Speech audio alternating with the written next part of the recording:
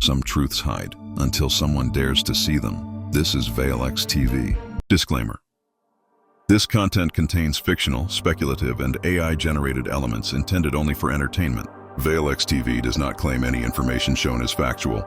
In the last 20 years, 14 scientists from around the world disappeared without leaving a single trace.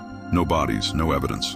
No goodbye messages. They all worked on the same classified study, a program known only as the Blackwater Project. Tonight, we uncover the truth behind what happened to them and why their research was never meant to be seen by the public. The Blackwater Project was created in 1999. Its goal was hidden behind vague government language. Study of deep subterranean biological behavior. Translation? They were researching life beneath the Earth's crust, life humans were never meant to encounter.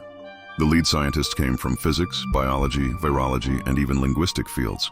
But their findings were so disturbing, the project was shut down. Or at least, that's what the public was told. The first disappearance happened in 2003. Dr. Evan Kepler, a geobiologist, vanished from his home. His front door was locked. Dinner still warm, laptop still open. The last thing he ever typed was a single sentence. It spoke my name. No one knows what it was. Before the project collapsed, scientists recorded a sound from 9.7 kilometers underground, far beyond human reach. It wasn't shifting rock, it wasn't pressure, it wasn't an echo. It was a voice low, inhuman, repeating a pattern scientists later discovered resembled a form of speech, a language older than humanity.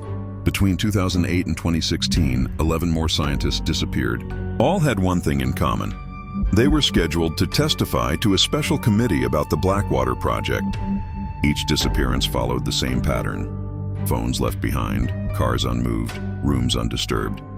No struggle, no noise ever heard by neighbors. It was as if they simply got up and walked out into the night, willingly. In 2017, an anonymous whistleblower leaked a journal belonging to Dr. Helen Markoff, the project's lead linguist. The entries became increasingly frantic. She wrote about hearing voices underground, voices that seemed to respond to her thoughts. One entry read, "It understands fear, it feeds on it." Another, "It knows we found it. We should have left it alone." In 2020, a piece of footage appeared on the dark web.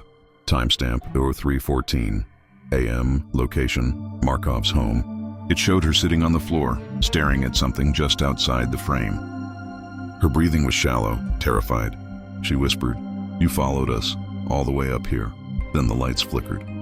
A tall, distorted shadow stretched across the wall. Too many joints, too many limbs. The camera shook violently, fell sideways, and the recording ended. Markov was never seen again. So what really happened to the 14 missing scientists? Were they silenced by the government, taken by something they brought to the surface? Or did they return to the depths where the voice first called them? Here's the question asked by investigators. If something underground learned to mimic a voice, could it also learn to mimic a person?